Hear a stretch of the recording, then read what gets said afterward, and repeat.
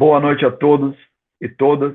Estamos mais uma vez aqui na Biblioteca Demonstrativa do Brasil para mais uma noite para falar sobre cultura, para falar sobre livros, e hoje a gente vai estar aqui falando sobre a língua portuguesa.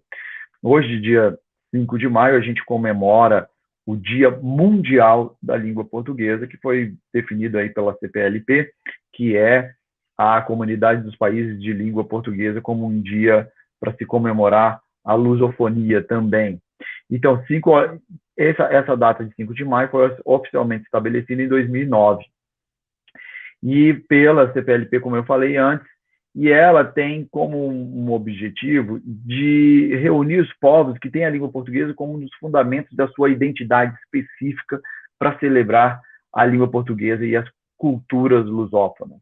E para a gente falar hoje, a gente trouxe duas pessoas que trabalham com a língua portuguesa de forma bem interessante. Então, temos a professora Alexandra Rodrigues, que é poetisa, né? Seja bem-vinda, professora, e que ela foi professora da Universidade de Brasília, é poetisa, educadora e tem uma visão muito interessante sobre a língua portuguesa que a gente vai ter aqui hoje. Temos também o professor José Augusto Carvalho, que é o nosso linguista, um estudioso da língua portuguesa e também um apaixonado sobre a língua.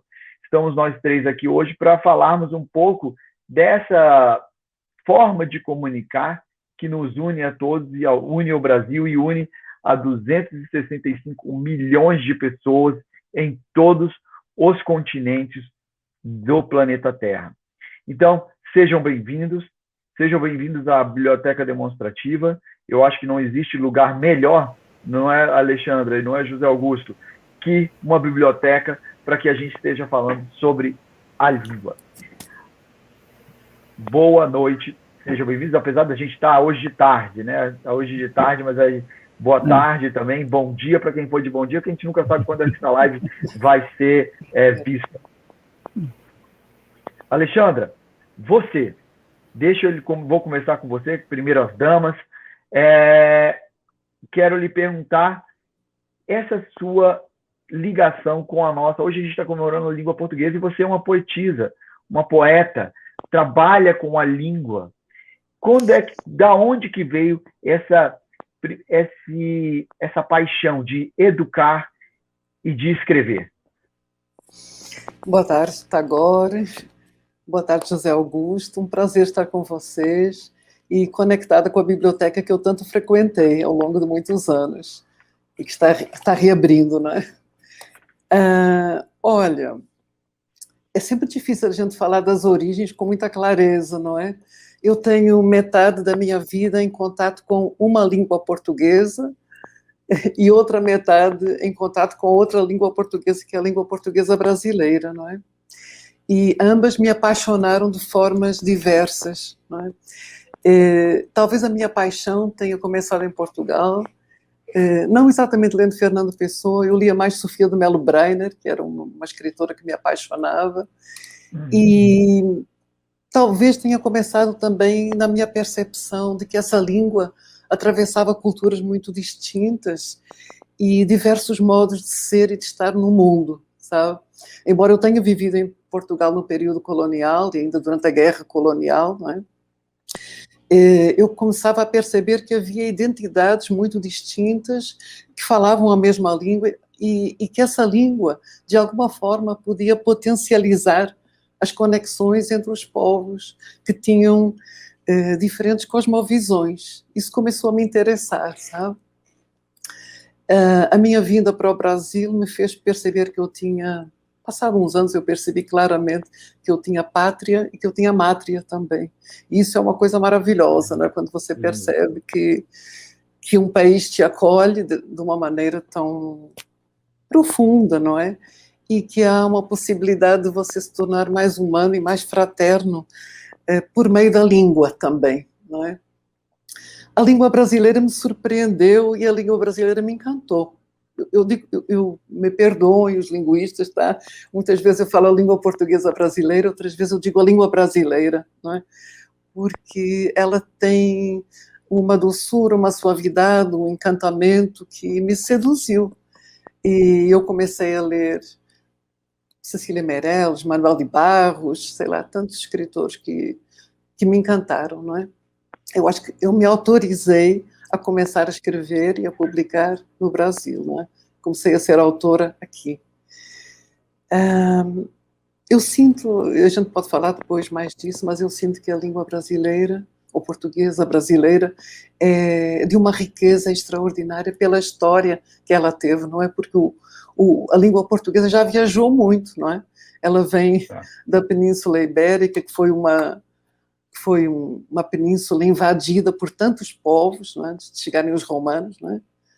Lusos, cartagineses, visigodos, alanos, e depois ela foi invadida pelos romanos e depois pelos árabes durante 700 anos. Então, eu já trazia essa língua, essa herança tão rica, não é? E o Brasil, que fala português, mas que fala também outras línguas, muitas outras línguas, não é? Não podemos nos esquecer disso. Eu queria depois ter um espaço para falar sobre isso, não é? O Brasil me ensinou essa polifonia também, que me apaixonou. E esse é um dos motivos de eu ter me envolvido com literatura. Que legal. Zé Augusto, seja bem-vindo, né, a essa biblioteca. Eu sei que já esteve aqui em Brasília algumas vezes, da Embaixada, né, de Portugal, para lançar o seu livro sobre gramática, você tem livros sobre pontuação, é um apaixonado sobre a língua portuguesa. E aí eu quero saber, e essa sua paixão pela língua? Porque você é um linguista, um gramático, né? Da onde que ela veio? Em princípio, quando eu estive em Portugal, estudando lá no liceu, o meu professor, o Dr. Marmelo, ele era escritor, quer dizer, tem vários livros publicados. Então, a proximidade com o escritor, foi o primeiro escritor que eu conheci pessoalmente, e então me apaixonei pela língua portuguesa. Sobretudo também porque minha mãe foi professora de português. Durante muitos anos, minha mãe aposentou-se, inclusive, como professora de português. E herdei a biblioteca dela. E quando eu entrei na universidade, eu nem precisei frequentar a biblioteca da universidade, da faculdade, porque todos os livros de que eu precisava, todos eles a minha mãe já tinha. Então, eu consultava a biblioteca da minha mãe e estava resolvido o problema. Então, isso me ajudou muito a prosseguir nos estudos de língua portuguesa e de linguística. Linguística, eu me dediquei à linguística depois que eu fiz o mestrado na Unicamp. E depois aperfeiçoei-me, fiz o doutorado na Universidade de São Paulo, e passei, então, a pesquisar sobre língua portuguesa e sobre linguística, e daí nasceu a gramática, daí nasceu o manual de pontuação, daí nasceu um livro que eu acho interessante, que é meio de cultura de almanaque, né? Problemas e dificuldades da língua portuguesa, né? Em que eu falo, inclusive, por que se diz 1º de abril, aquela brincadeira de 1º de abril, por que o dia da semana se chama feira, por que o dia da semana é numerado. Então, isso parece cultura de almanaque, mas está lá nesse livrinho, Problemas e Curiosidades da Língua Portuguesa. Então, eu passei a pesquisar e a estudar e a publicar. E agradeço, inclusive, a editora Tesauros pela acolhida à minha gramática, aos meus livros sobre língua portuguesa. É isso que eu tenho a dizer. Legal. E é engraçado que aí a gente faz essa conexão. Quem é a nossa ponte, né? É também um português que adotou o Brasil, que é aí, no caso, meu pai, o dono da Tesauros, e que foi publicado, né, Alexandra, seu primeiro livro. E a gente... Os dois primeiros. Os dois primeiros livros. E a gente faz essa conexão, né? Porque eu sou metade língua, aí já conversando com você, Alexandra, eu já sou metade língua portuguesa e metade brasileira, né? O que sou eu aí no caso? Ô, Alexandra, você fala sobre as várias, essa pluralidade que a gente tem, né? Eu acho que você estava falando também, o português quando chegou, também tomou para si, né? A língua indígena, né? E à medida do tempo foi tomando as várias palavras, né, africanas. Conta um pouquinho dessa tua visão de multilinguística que o português tem, e eu acredito também que outras línguas tenham, mas que nós, para quem está assistindo aqui agora, entender o que é. Porque a língua é algo vivo. Com certeza, e vivíssimo, não é? Eu queria te falar um pouco, se você me permite, como eu senti a língua brasileira quando eu cheguei, não é? Porque eu tive grandes surpresas com a informalidade da língua, eu passei por episódios curiosos, antes de eu perceber a questão histórica, a questão política que se colocava, a questão antropológica, não é? Eu passei por episódios até alguns engraçados, e eu me lembro de um deles. Eu era muito formal quando eu cheguei no Brasil, não é? Então, um dia eu fiz um telefonema para um número errado, não é? E um homem que me atendeu no outro lado, e quando eu percebi que era o número errado, eu falei: queira fazer o favor de me desculpar. E ele me respondeu do outro lado da linha: tudo bem, gatinha. Aí eu percebi esse grande contraste, não, entre a formalidade e a informalidade da língua portuguesa e da língua brasileira, e também a questão melódica tão diferente, não é? Tão contrastante. Por exemplo, eu acho que o José Augusto pode esclarecer isso muito melhor do que eu, mas a diferença de melodia entre papá e papai, mamã e mamãe, a diferença entre dizer amo-te e eu te amo, onde você vai colocar o pronome, tudo isso, quer dizer, a língua, eu sinto a língua brasileira como mais solta, mais melódica, mais livre, ao mesmo tempo mais adocicada. E existe, o Miyakoto fala sempre que nas línguas existe alguma coisa que escapa às normas e aos códigos, não é? Essa subjetividade, essa coisa que atravessa a história, que atravessa o modo de dizer, que é o saber, mas também o sabor da língua, não é? Então, eu comecei por sentir um pouco isso e perceber, assim, de onde vem tudo isso, de onde vêm essas diferenças, não é? E à medida que eu fui me aprofundando, eu sou psicóloga, tá? Você não falou, mas eu sou uma psicóloga interessada em questões de linguagem e subjetividade, não é? E trabalhando com formação de educadores, não é? Então, eu comecei a compreender o lugar que a língua portuguesa ocupou na história do Brasil, não é? Que foi um lugar de dominação, não é? A língua... Os portugueses chegam numa sociedade ágrafa, não é? Que não tem escrita, uma sociedade que tem mais de 1.300 línguas, é a estimativa que é feita, não é?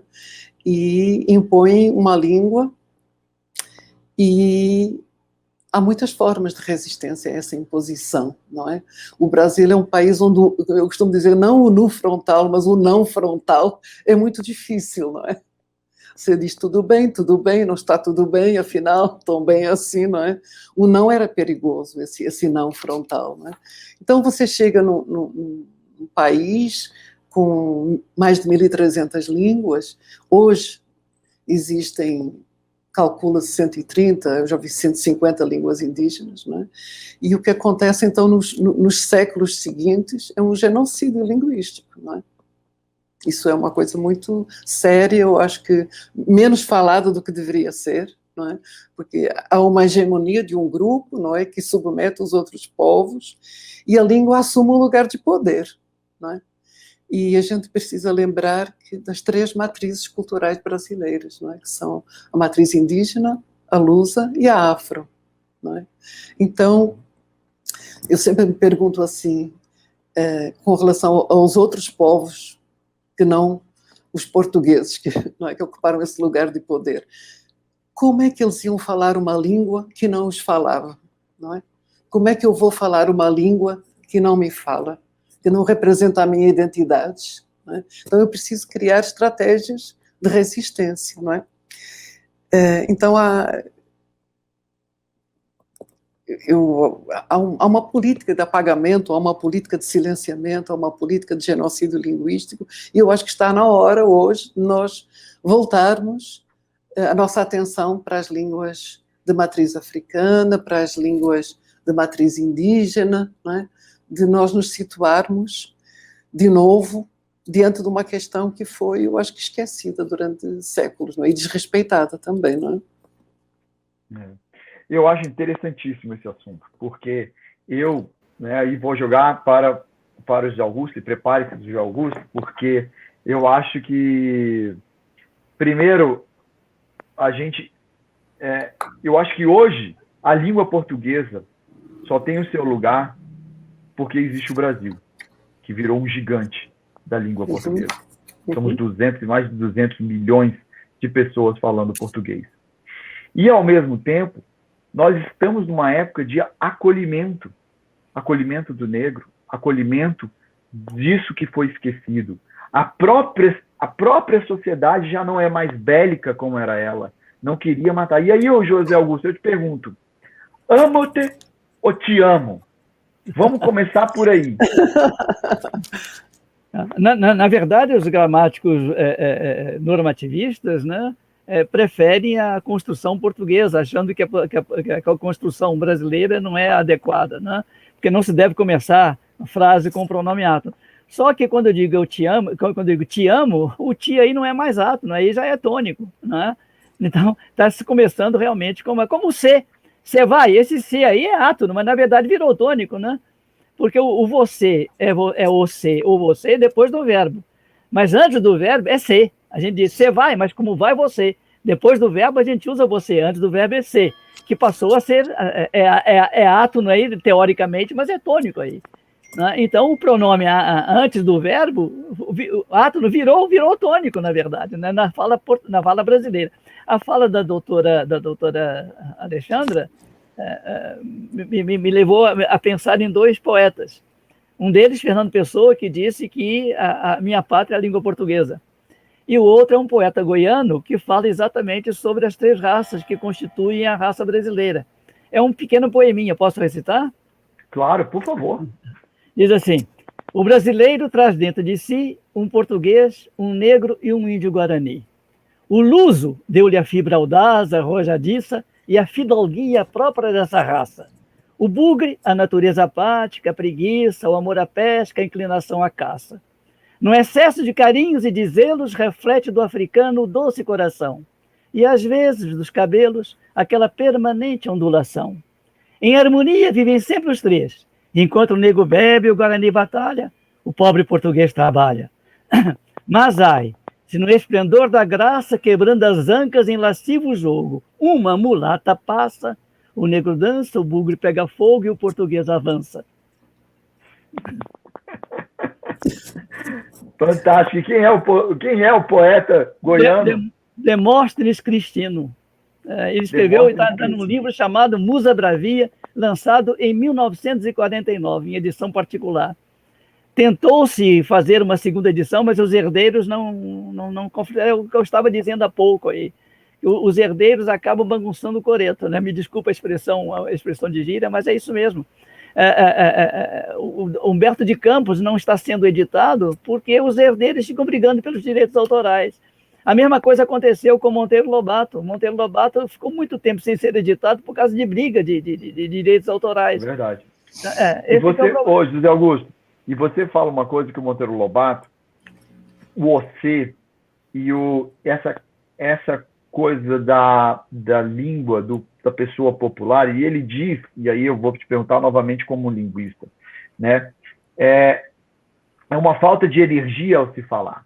E aí eu falei, se criam dialetos, né? Se criam dialetos na hora de se comunicar, onde você vai ter lá no Goiás, você tem uma forma, e aí você vai explicar o que é o dialeto, mas você tem uma forma de se falar de uma forma mais simples, vamos dizer assim, de um popular que não teve acesso à língua culta.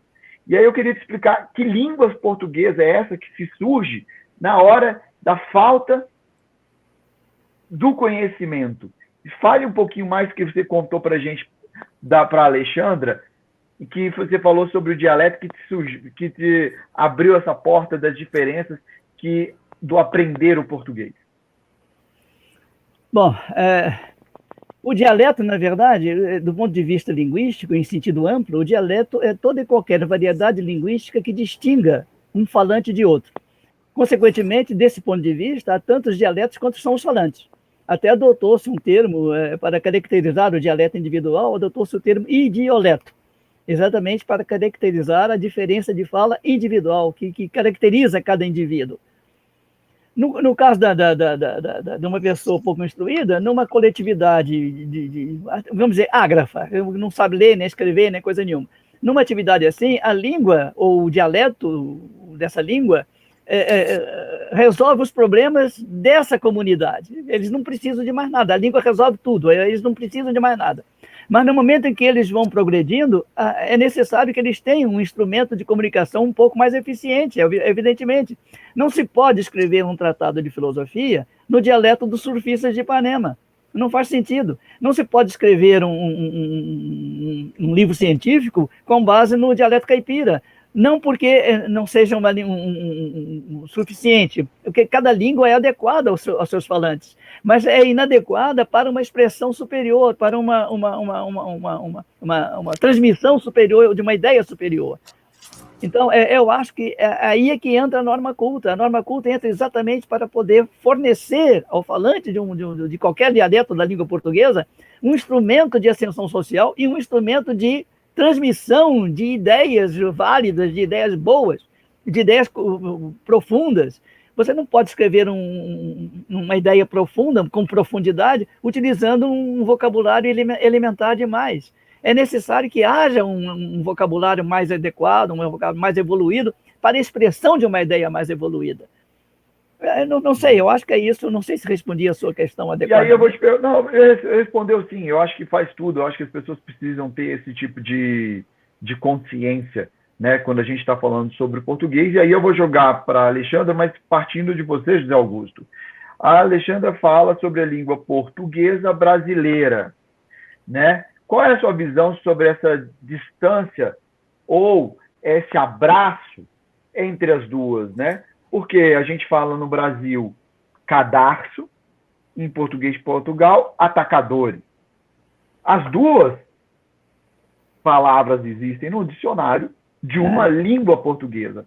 Você vê essa dicotomia entre as duas ou você vê uma coisa só?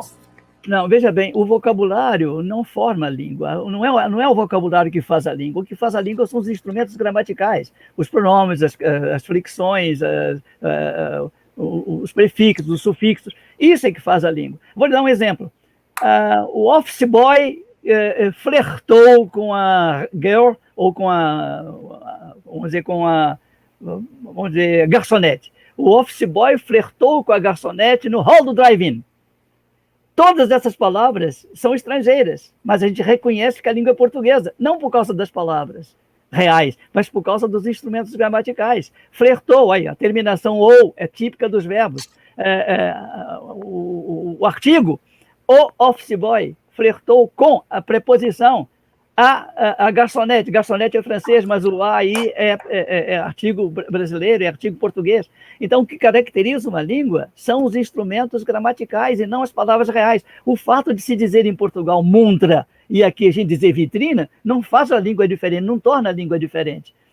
Tanto que em inglês, por exemplo, a maioria das palavras em inglês são latinas. No entanto, o inglês é uma língua germânica.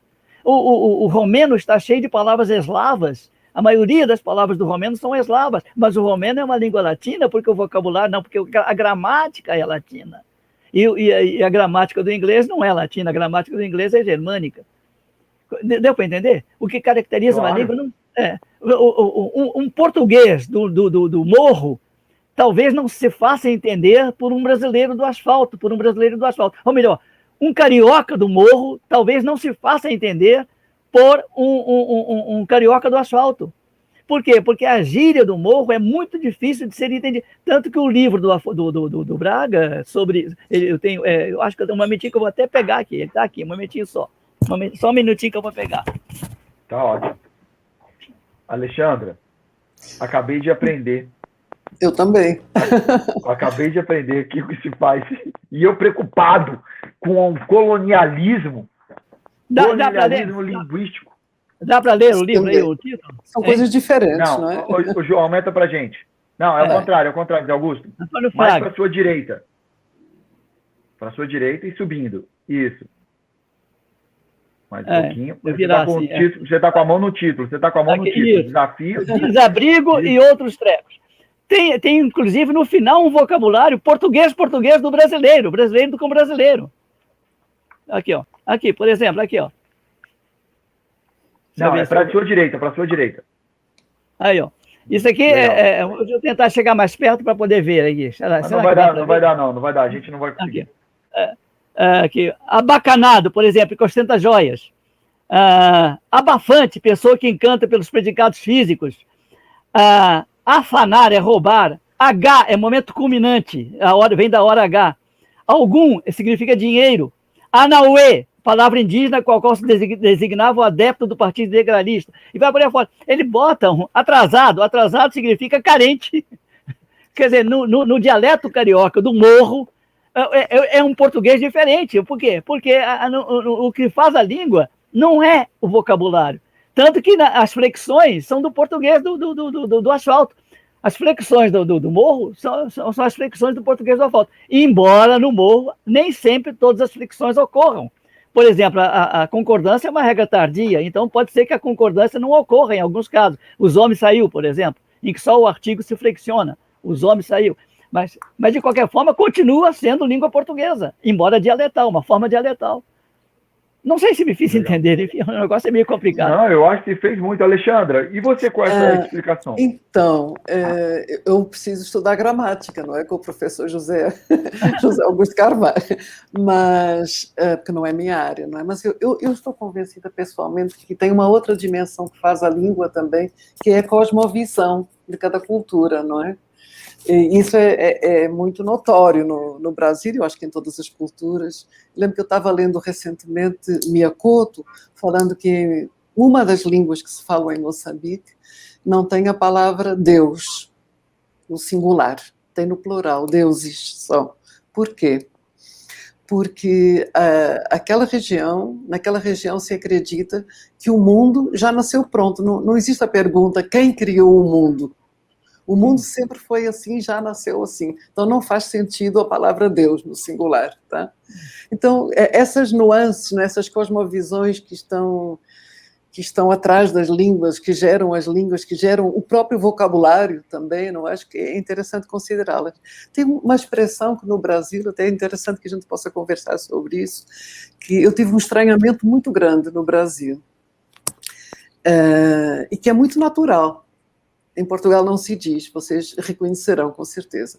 Quando a gente entra numa loja e a pessoa que está atendendo nos diz assim, pois não é uma expressão de acolhimento, não é? O que a senhora deseja, não, que posso ser útil, não é?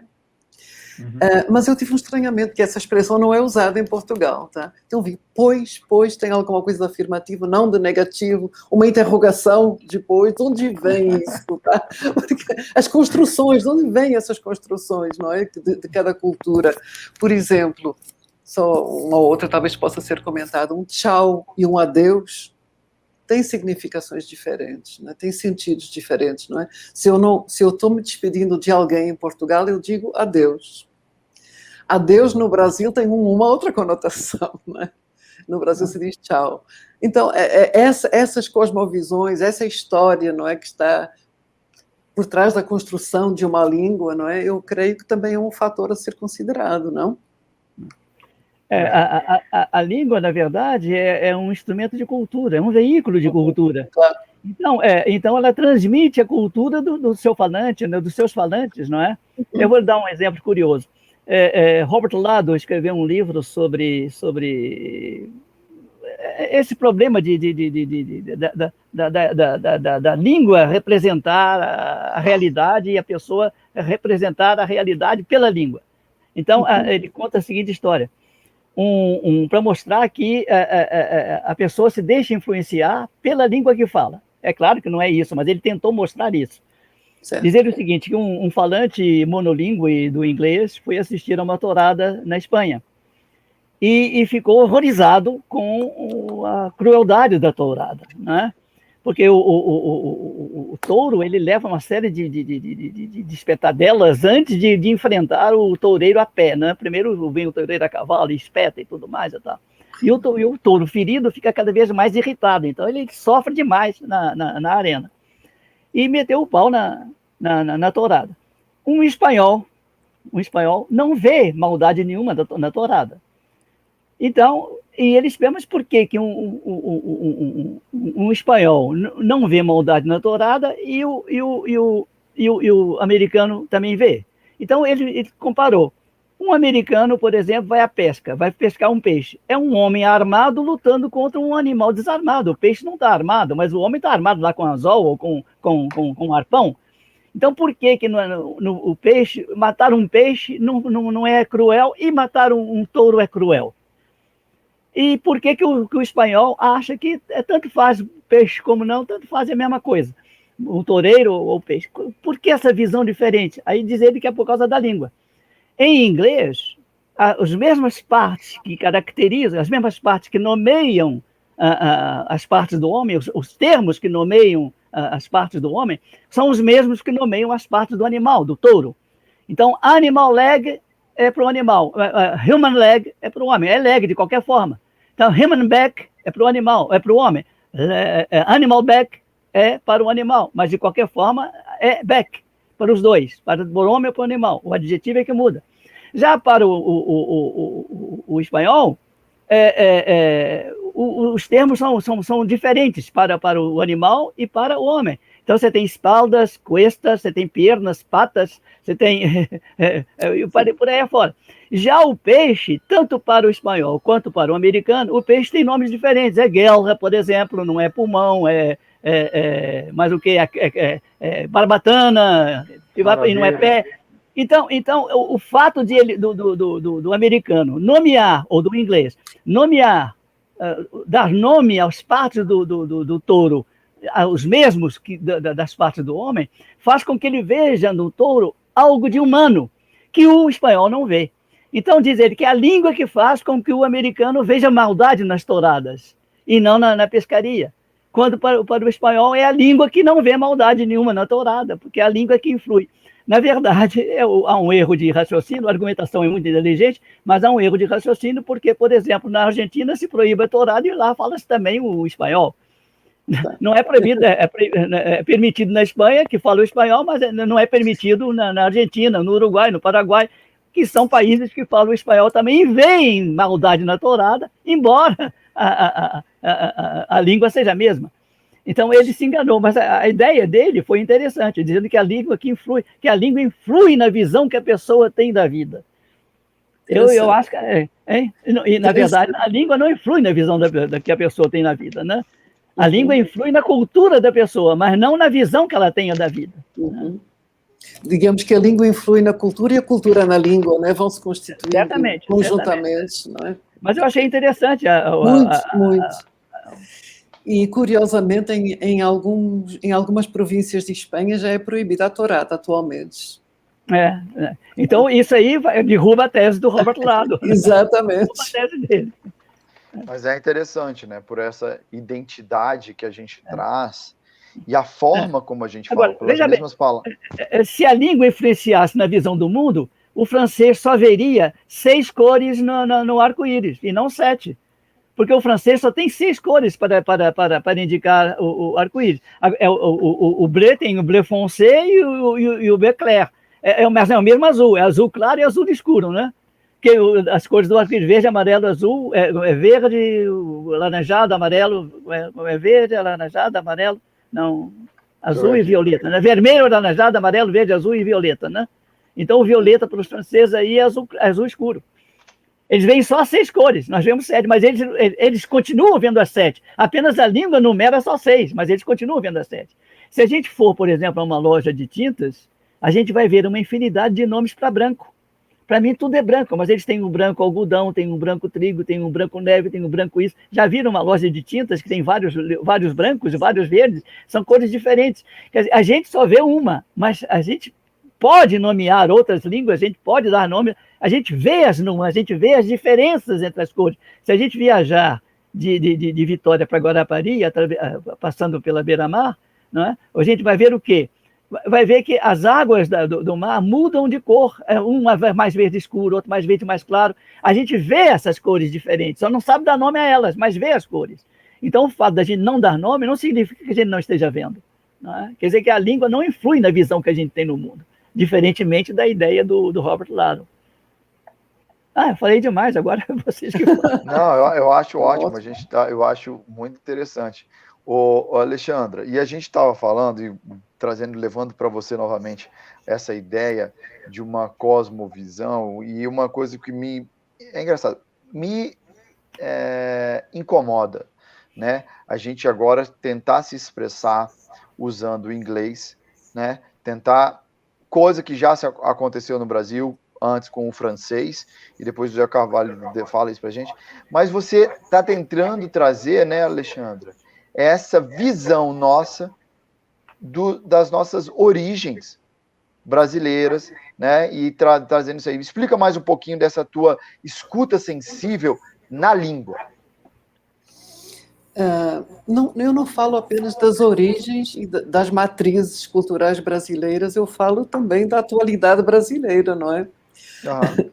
Uhum. Eu lembro-me que uma vez eu entrei numa sala de aula e perguntei que línguas vocês conhecem do Brasil, que são faladas no Brasil, não é? E claro que todo mundo falou português, em alguns lugares fala-se espanhol, em alguns lugares de descendência alemã se fala alemão, um pouco italiano, polonês, por aí fora. Ninguém falou em línguas indígenas, não é? Então, todos os anos, eu fazia pelo menos uma aula em que eu levava livros escritos em línguas indígenas, não é? As pessoas nunca tinham ouvido falar em Macuxi, em Ticuna, claro, em Tupi-Guarani, com certeza que tinham ouvido falar, não é? Mas nas tantas línguas brasileiras que existem atualmente, algumas delas com poucos falantes, nós sabemos, não é? E era muito engraçado, porque eles tentavam, agora vamos ler. Oh, professor, você sabe ler essa língua? Não, eu não sei também, mas ela existe, não é? Desde o governo Fernando Henrique, que a escola indígena no Brasil é bilíngue, obrigatoriamente. Até o governo Fernando Henrique, nas escolas indígenas só se falava e se escrevia a língua portuguesa, né? Era um desrespeito pelas línguas locais, pelas culturas locais, não é? E, entretanto, a gente percebe que cada vez há mais indígenas nos contextos urbanos, inclusive em Brasília, não é? Nós que moramos em Brasília sabemos do santuário indígena, não é? Que foi invadido na construção no Noroeste, não é? Dos bairros mais recentes de Brasília, não é? E nas escolas de Brasília há crianças indígenas também. Eu já trabalhei com uma escola com crianças indígenas e a gente desenvolveu essa ideia, uma escola pública, não é? Desenvolveu essa ideia de que é importante que as crianças aprendam português, porque elas precisam dominar o português, a língua culta, mas é importante que as crianças brasileiras não indígenas também conheçam a língua e a cultura indígena de seus colegas, não é? Eu cheguei talvez, não sei se é um exagero, mas eu cheguei a propor que na educação infantil se aprendesse alguma língua indígena. Quer dizer, a língua é uma forma de aproximação com a cultura, com a identidade, não é, dos povos do Brasil. Não é? E a gente sabe que quando as crianças são pequenininhas, elas têm uma plasticidade cerebral e uma facilidade de aprender línguas que é uma coisa incrível, não é? Então, eu cada vez mais compreendo essa necessidade de nós trabalharmos a diversidade linguística no Brasil, o respeito por essa diversidade linguística, e quando a gente pensa, inclusive, na celebração do Dia da Língua Portuguesa, na sua importância mundial, eu acho que isso é importante para potencializar as conexões entre os povos, sabe? É importante essa língua portuguesa, mas também é importante respeitar as outras línguas que existem, claro, em cada país. Por exemplo, sei lá, em Timor. Timor tem 2 línguas oficiais, não é? Em Portugal também. E uma outra. O português tem o mirandês também, não é? Isso. Demorou muitos anos que o mirandês fosse reconhecido, como quando eu vivia em Portugal não era reconhecido ainda. Eu também. Então, é muito interessante que os países passem a reconhecer, não é? Como muitos já reconheceram, por exemplo, o português se fala em Macau, mas em Portugal, em Macau se fala o português. É um crioulo, um crioulo, não é? E também o chinês. Em Timor-Leste fala-se, não é? O português e uma outra língua que eu não me lembro agora como chama, é Tetum, a língua de Timor, tá? Por que no Brasil, eu agora quero lançar essa provocação, não é? Não se diz que se fala há várias línguas maternas, porque quando, inclusive nos currículos de formação, de língua portuguesa, nos currículos das universidades e nas escolas secundárias, está escrito língua materna. Eu condeno essa expressão no singular. Eu acho que nós precisamos falar no plural. Existem várias línguas maternas no Brasil. Mas me permite uma parte? Sim, Linguisticamente, há uma diferença entre língua materna e língua nativa. Língua materna é a que se aprende no berço. Língua nativa é a língua do povo. Então, por exemplo, no Espírito Santo, os pomeranos, em Santa Teresa, em Santa Maria de Jetibá, a língua materna deles é o pomerano, mas a língua nativa é o português. Certo. Deu para entender? A língua materna é a língua que se aprende no berço, e a língua nativa é a língua do povo, onde a pessoa está. Então, essa é a diferença. Então, na verdade, não são duas línguas maternas, mas uma língua materna e uma língua nativa. Uma nativa, certo. Agora, embora eu reconheça que há várias línguas que se aprendem nos berços brasileiros também, não é? Consoante a cultura de origem, não é? Ok. É verdade, é verdade. E dentro dessa filosofia psicológica, né, e aí eu acho que, Alexandre, eu puxo um pouco para a ideia da constelação familiar, que é interessante isso, porque dizem, né, um alemão lá que inventou esse negócio, que quando você exclui uma, né, e nós, dentro do nosso processo, claro, de criação da nossa identidade, historicamente, né, a gente vai aprender dentro de colégio, e isso está mudando agora, que o índio era preguiçoso. Então, quem é que queria olhar para isso? Não é verdade? E a gente sabe que não era isso. Obviamente, o cara não queria ser escravizado, mas isso vai se reverberando. Hoje, como se existe, como eu aprendi dentro do colégio, né, que o português era como é que chama?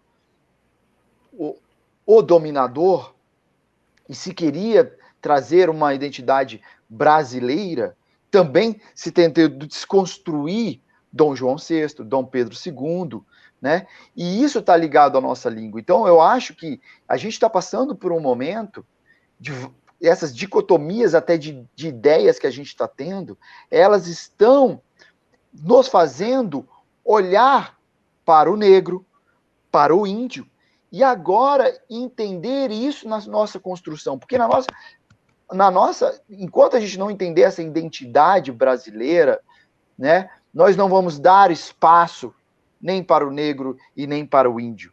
E quando a gente entender que é um processo de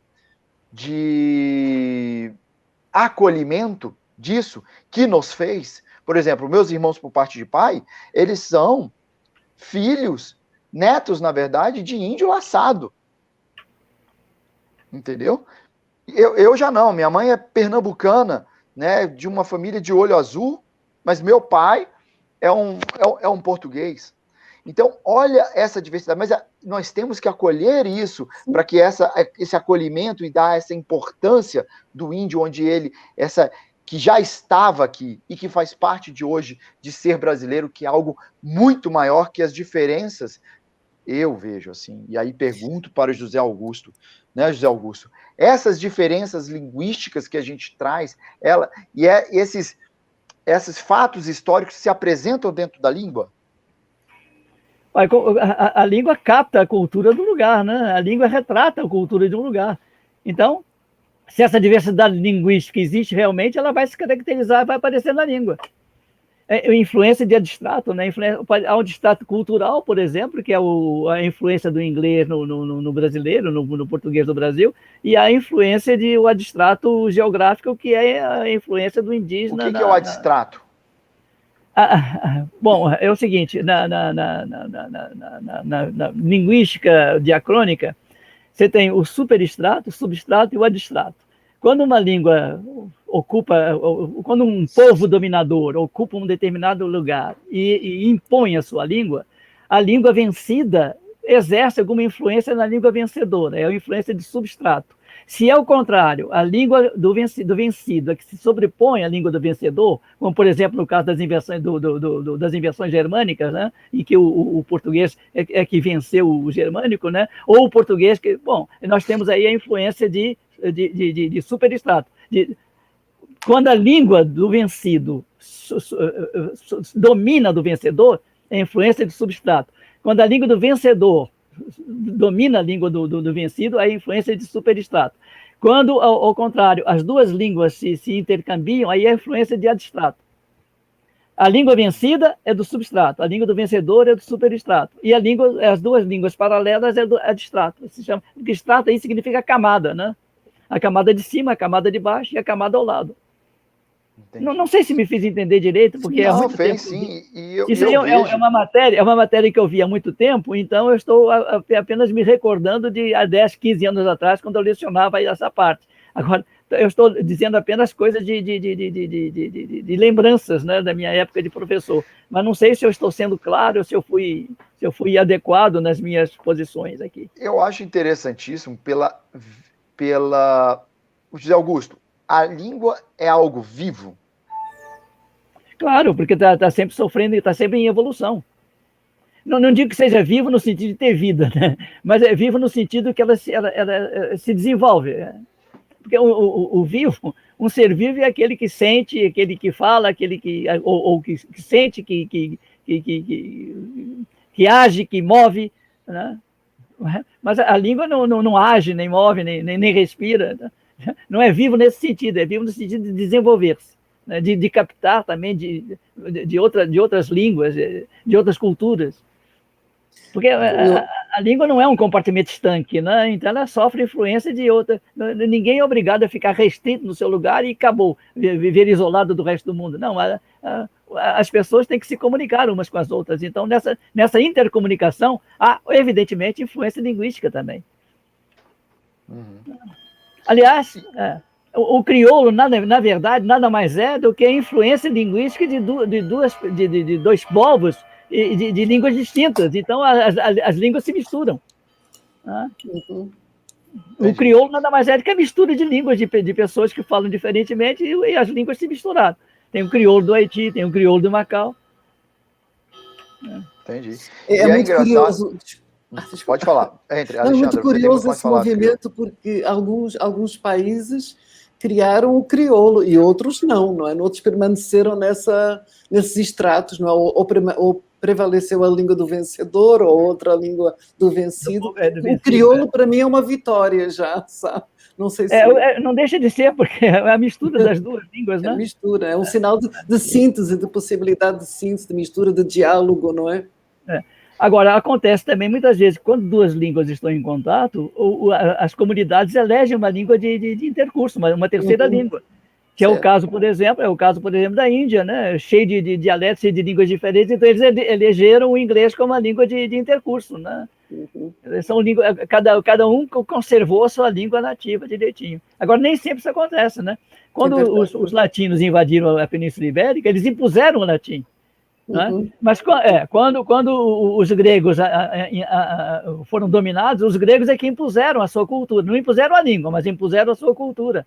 Os árabes, não é? Que moraram 700 anos na Península Ibérica, deixaram mais milhares de palavras. Os árabes não impuseram a sua língua quando dominaram a Península Ibérica, eles não impuseram a sua língua. Nem os portugueses impuseram a sua língua. Eles falaram, cada um ficou no seu cantinho, né? Não houve influência de superestrato dos árabes no português da Ibéria. E, no entanto, há mais de 1000 palavras árabes na língua portuguesa, não é? Todas as palavras que começam por al, não é? São árabes, de origem árabe, não é? Como a língua portuguesa viajou, não é? Ela é uma língua muito viajante, não é? Desde as invasões à Península Ibérica, da Península Ibérica para o Brasil, do Brasil para os 5 continentes, não é? Para os restantes continentes. E a formação dessa língua portuguesa, daí eu não sei se eu estou certo, mas a gente tem ela baseada num poeta que é o Gil Vicente, né? Que é lá em Guimarães. Estou correto, ô José Augusto? Você tem... Eu conheço o Gil Vicente como teatrólogo, né? Como peça de teatro, né? Dramaturgo, né? Inclusive era contemporâneo de Camões, né? Do século XVI, né? Porque quando era o galaico português, né? Que aí se falava a língua da Galícia, e aí eu acho que foi em Guimarães que houve, né? Dizem que é em Guimarães que nasceu a língua portuguesa.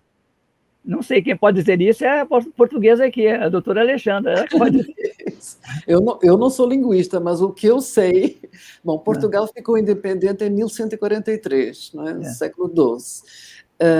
E Guimarães era a sede do Condado Portucalense, não é? Foi o Castelo de Guimarães assinala essa independência de Portugal, o primeiro rei, Dom Afonso Henriques. Agora, o que eu sei é que havia uma conexão muito forte entre Portugal e a Galiza, não é? O norte de Espanha. Ainda existe até hoje, na verdade, não é? E essa região continuou muito conectada e pelo que eu conheço, durante 300 anos não há documentos em português. Só depois de 300 anos da independência de Portugal é que é reconhecido o primeiro documento em português. Era no século XII. A Cantiga da Ribeirinha. A Cantiga da Ribeirinha. A Cantiga da Ribeirinha. Sim. Foi o primeiro documento de Paz Soares e Tapajós. Sim. Foi o primeiro documento em língua portuguesa reconhecido. E curioso. E é curioso, por exemplo, eu me lembro que na minha infância a gente ia muito em Espanha, eu morava a 100 quilómetros de Espanha, não é? E as ruas se chamavam Calle, não é? Em castelhano, Calle. Mas depois que eu já morava no Brasil e que eu voltei à Espanha, e que os movimentos da autonomia, de reconhecimento, vamos dizer, não da independência, não, mas da identidade de cada região foram mais reconhecidos, eu não vi mais escrito Calle na Galícia, eu vi escrito Rua. Isso, eu fiquei muito surpreendida com isso. Isso nos remete para essa identidade, não é, entre a Galícia e o norte de Portugal. Não é? E os galegos, eles são, né, ali para quem não conhece, aquela região Barcelona, aquela parte, Alexandre? Já não, Barcelona é outra região, já não. Eu estou falando da Galícia, mesmo do norte, o território que fica ao norte do Minho, da província do Minho, de Portugal. Tá? Meu pai dizia, por piada, que o galego era o português mal falado. E isso, sabe, professor, nos remete para uma questão que sempre me incomodou muito nas minhas idas a Portugal no início, mas algumas pessoas me indagavam, mas no Brasil se fala um português que foi deturpado, que está tão diferente, algumas coisas erradas. Isso era não admitir, não é, a língua como um organismo vivo, não é, logicamente, como um processo histórico, cultural. Como é que a língua pode ser a mesma, não é? No caso, em 7 países diferentes, não é? A língua portuguesa. Talvez seja o caso da gente falar nas línguas portuguesas faladas em cada um desses países, não? Eu tenho um livro que está aí na editora da Cátedra também sobre linguagem, né? E tem uma parte lá mostrando diferença, inclusive do português de Macau para o português de Portugal, o português de Lisboa, né? Por exemplo, o plural se forma por reduplicação do nome. Crianças, por exemplo, é criança. Senhores é sium. Sium é singular. O plural é sium. O plural é feito por reduplicação. Né? E está lá no livro que está lá sobre linguagem. E tem outro aspecto curioso, em que a voz passiva tem a forma ativa. Então, minha mãe bateu, no sentido de que a mãe é que apanhou. Tem uma frase foi batida, dessa. Não é? Foi batida em vez de bater. Usa a forma ativa para indicar a forma passiva. Mas tem coisas curiosas assim que eu botei lá nesse livro, mas não saiu ainda. Né? Está lá com o Tagore, para ver se ele edita. É uma coisa que a gente vai vendo, e esses puritanismos, por exemplo, eu sou incomodado pelo o anglicismo que a gente está trazendo para a língua, e agora tudo, até meus filhos eu fico falando, olha, por eles estarem jogando videogame, se comunicando, e as coisas, obviamente, estarem escritas em inglês, e apesar de existir as palavras em português, eles não usam. Já usam os anglicismos, trazendo isso, e me incomoda. Né? Isso é uma absorção, pode ser uma absorção da língua, por exemplo, o deletar, né? O deletar é o que, José Augusto? Não, na verdade veio do inglês, mas a origem é latina. Né? A origem é latina. Delenda Cartago, quer dizer, Cartago deve ser destruída. Esse do verbo delere, em latim, significa destruir. Quer dizer, como também mídia. A gente diz mídia, mas veio do latim, média. A pronúncia de média em inglês é mídia. Mas, na verdade, os meios de comunicação, mídia, a gente pronuncia a maneira americana. Mas, na verdade, a palavra veio do latim. Muitas palavras do inglês vêm do latim. Vieram do latim, desculpa o erro de concordância. Muitas palavras do inglês vieram do latim, né? É diferente do alemão. O alemão é difícil. Para encontrar a palavra latina no alemão é mais difícil.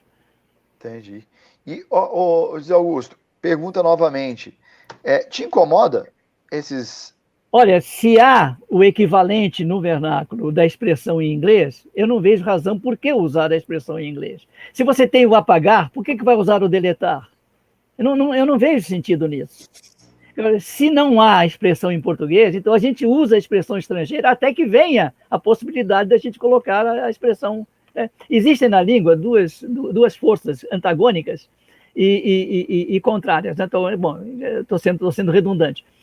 O espírito de intercurso, que permite que outras palavras entrem na língua para a conversa, e o espírito de campanário, que é o espírito tradicional, de manter a língua. Então, o espírito de campanário está sempre em luta contra o espírito de intercurso. O espírito de intercurso introduz as palavras estrangeiras. O espírito de campanário tenta libertar essas palavras estrangeiras e colocar... Vou dar um exemplo. No futebol, antigamente só se dizia pênalti, só se dizia back, só se dizia central, corner. Hoje em dia, você não fala mais corner, é escanteio. A palavra pênalti continua, embora a penalidade, a gente também diga penalidade máxima, mas o pênalti continua. Mas speaker, na minha época, se dizia speaker. Mas quem diz speaker hoje? É locutor.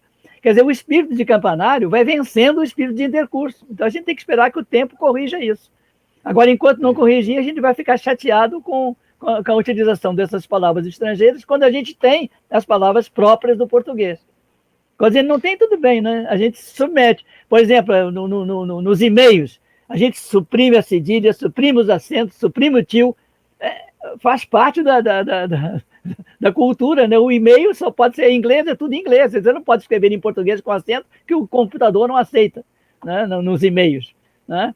Então, você tem que botar o ponto com e o com letra pequena. Depois de ponto, você tem que botar a letra maiúscula, mas o ponto com é letra pequena. Então, aí você tem que aceitar, não tem outro jeito. Mas no momento em que você tem a palavra própria, por que vai utilizar a palavra estrangeira? Não tem sentido. Na minha época se dizia fechecler, hoje em dia é zíper. Quer dizer, a cultura aí, a influência passou a ser inglesa e não mais francesa. Aliás, a vacina, todo mundo fala Pfizer, a vacina, né? Mas o PF se escreve com PF, Pfizer se escreve, né? A pronúncia deveria ser Pfizer e não Pfizer. Por quê? Porque não existe nenhuma palavra em inglês que tenha PF na mesma sílaba. E o PF aí na mesma sílaba é típico do alemão. Do alemão. Então, alemão Pferd, cavalo, por exemplo. A minha mãe tinha uma máquina de costura Pfaff. PF, tudo PF. Então, o PF é típico do alemão, não é do inglês. Então, a pronúncia é Pfizer e não Pfizer, como eles pronunciam. Mas é a influência da mídia. Aliás, um locutor de rádio viu escrito em latim sine die, por influência do alemão, do inglês, ele pronunciou sine die. Foi adiado sine die. Sine die quer dizer sem dia fixo, né? Ele pronunciou a maneira alemã, a maneira inglesa, sine die. Quer dizer, ver como está enfronhada a língua inglesa nos falantes do português do Brasil, né? Ô, Zé Augusto, mas isso também para quem não viveu anos, por exemplo, a minha mãe aprendeu a segunda língua no Brasil até 1960, vamos dizer assim, era o francês. E a força cultural do mundo era o francês. Pós-Segunda Guerra é que isso começou a se transformar e agora temos o inglês. Quem sabe daqui a poucos anos teremos o chinês. Eu vivi mesmo, é verdade. A minha mãe sempre disse, a vida toda a minha mãe falou petit pois, ela nunca falava ervilha, era petit pois. Ela sempre dizia petit pois. Eu vivi o mesmo que a sua mãe, Tagore. Eu entrei no liceu com 10 anos e dos 10 aos 15 anos a gente estudava francês, obrigatório, 5 anos de francês, 3 anos de inglês, depois podia escolher inglês, alemão, Até latim, eu fugi do latim, que eu achava que o alemão era mais fácil que o latim. Meu Deus. Escolhi. Mas, enfim, é muito interessante. Eu acredito que já há muitos cursos no Brasil de chinês, não é? Cada vez se estuda mais chinês no Brasil. Normalmente o mandarim, né? Porque Mandarim, existe exatamente. também o cantonês. São as duas mais faladas, né? O mandarim Também. e o cantonês. Exatamente. E aí, pergunta minha, será que a gente, né, e aí, vindo a língua portuguesa, e a gente está falando tanto sobre, vamos dizer assim, geopolítica, será que haverá, né, num futuro, né, aí já muito distante, a gente terá que o Esperanto, será que será esse inglês? Não, Esperanto não. Eu não acredito, porque o Esperanto é uma língua que não tem nenhum falante, não tem vivência, não tem vida. Na verdade, o que caracteriza uma língua, além da sua autonomia, que o Esperanto tem autonomia, é o problema do lugar. Não existe nenhum lugar do mundo onde se fala apenas o Esperanto. Não existe localidade para o Esperanto. Deu para entender?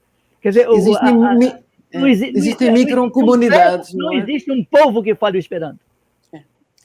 Eu acho que a intenção da criação do Esperanto foi extraordinária, não é? Que é uma língua que conectasse o mundo, não é?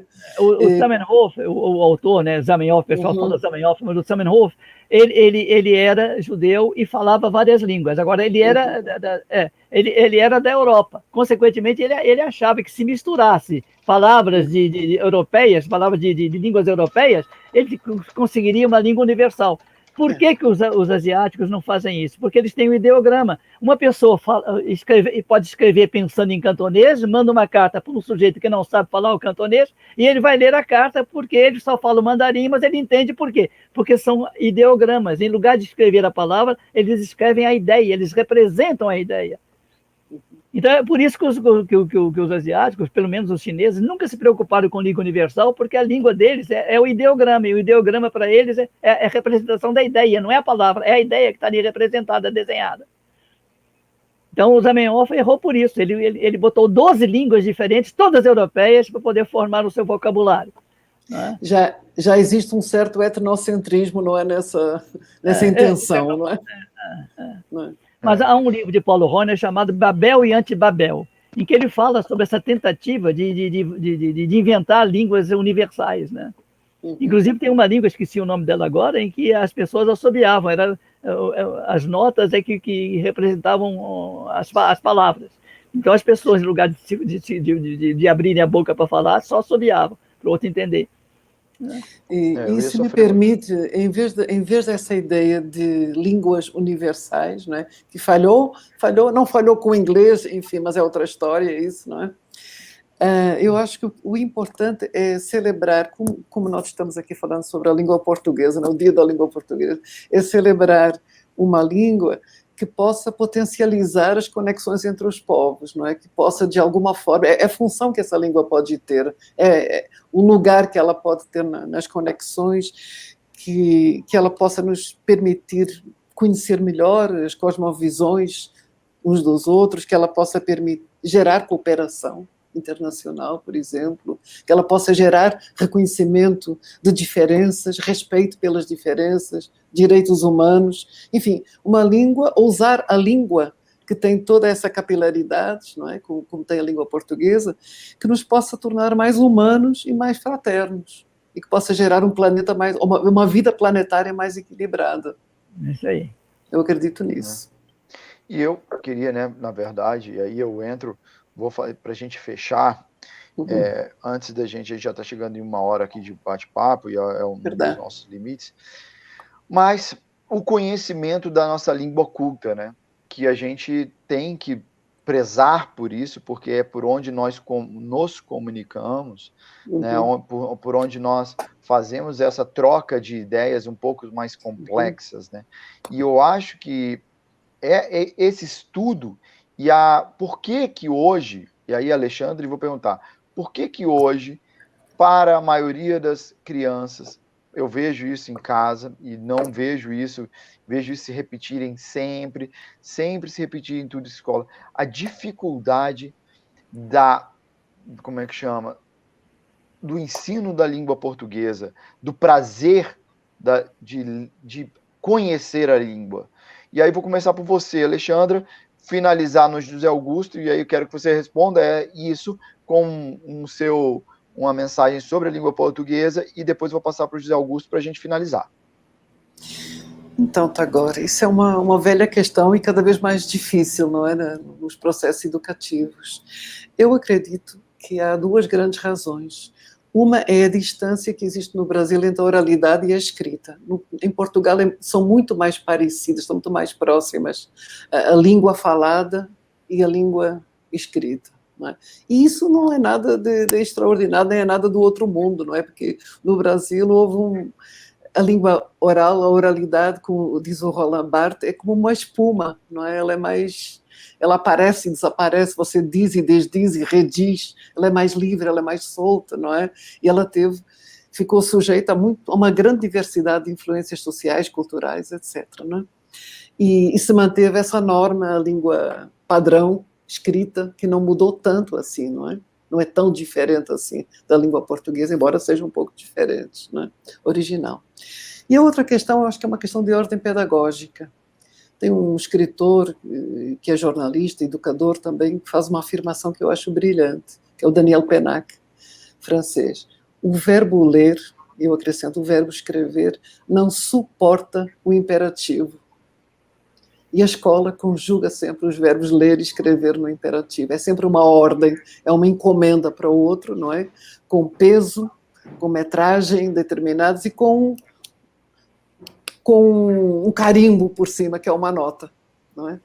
Eu acho que na hora em que mudar essa postura, e ela já começa a mudar, eu trabalho com formação de educadores há muitos anos, e a gente começa a mudar, a trabalhar com uma postura mais lúdica, mais criativa, mais autoral, na língua, com relação à aprendizagem da língua portuguesa. Então, eu acredito que as coisas possam mudar bastante quando se abandonar essa postura tão autoritária, tão imperativa com relação à língua. Escreva para mim. Quando houver uma postura um pouco mais livre, não é? Sem que se deixe de reconhecer a importância da aprendizagem das regras, mas as regras podem ser aprendidas de muitas maneiras. A norma pode ser aprendida de muitas maneiras, não é? Claro, okay? Verdade. Muitíssimo obrigado, Alexandra, e agradeço muitíssimo. Se a gente quiser te encontrar, Alexandra, a gente te encontra onde? Bom, me encontra no mesmo lugar onde você me encontrou, pelo celular, e eu estou aposentada. Mas, por exemplo, você tem WhatsApp, Instagram, Facebook, essas modernidades. Sim, tenho. Pode ser, uso mais o WhatsApp, eu uso também o Facebook, mas melhor o WhatsApp. Tá bom. E o e-mail também, se quiser. Então fale seu e-mail aí, para depois a gente colocar lá. Ok, Alexandra Rodrigues, 57, @hotmail.com. Muito obrigado. Eu que agradeço. José Augusto, e você? E você? Você que foi um homem que fala sobre a norma culta, que luta por essa desmistificação da dificuldade do aprendizado do português, né? O que você tem aí a dizer? Quando a gente fala, a gente presta mais atenção ao que está dizendo, ao que vai dizer, do que ao modo como está dizendo. Então, é muito frequente, mesmo um professor de português, cometer erros de concordância e tudo mais, porque ele está mais preocupado na mensagem do que no modo como a mensagem é enviada, né? no estilo dele. Mas, quando a gente escreve, a gente pode voltar atrás, pode pensar, repensar, apagar, coisa que não acontece na fala. O que você falou está falado, acabou, você não pode apagar. Você pode até pedir que esqueça o que eu falei, mas não é tão fácil assim, você passar uma borracha na própria memória para esquecer o que foi dito. Mas quando você escreve, você pensa, medita, é por isso que é mais comum você utilizar. Aliás, eu vou dar um exemplo. Por que as primeiras manifestações poéticas foram em versos, foram escritas? Porque o verso é mais separado da fala. Então, quanto mais separada for a escrita da fala, então mais a pessoa presta atenção naquilo que está escrevendo, naquilo que ele quer dizer. Então, a maior atenção que você dá ao que você vai dizer, você registra na fala, não na escrita, não na fala, né? Então é natural que você dê mais atenção à fala, porque a fala representa muito mais o seu modo de pensar do que a escrita representa muito mais o seu modo de pensar do que a fala. Porque a fala vai embora, né? Acabou, você falou, acabou, foi embora o som, mas a escrita fica. Então você tem muito mais, presta muito mais atenção ao que você vai dizer quando você policia mais a sua linguagem quando você escreve. Então eu acho que a escrita tem esse valor e o professor deve, um professor de português, ele não quer transformar o aluno num escritor, ele quer transformar o aluno numa pessoa que escreva as suas ideias como deve ser, né? Não sei, será? É isso que eu estou dizendo. Então, Augusto, eu queria te perguntar, na verdade, o que eu estava, na verdade, cutucando era para você dizer por que há essa dificuldade tão grande que as crianças sentem hoje no processo de aprendizado, né? A Alexandra disse que é por causa de uma imposição, porque tem que se fazer desse jeito.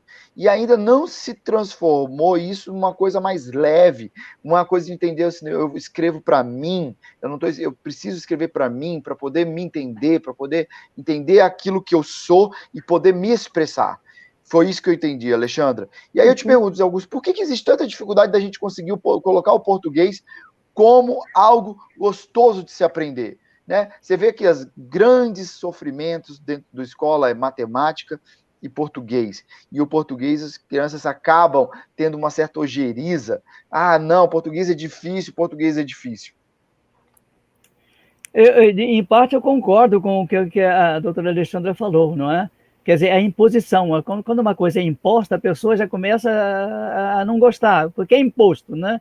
Então, a imposição faz com que a pessoa seja redia, seja contrária, não é? Mas, além disso, há um problema também.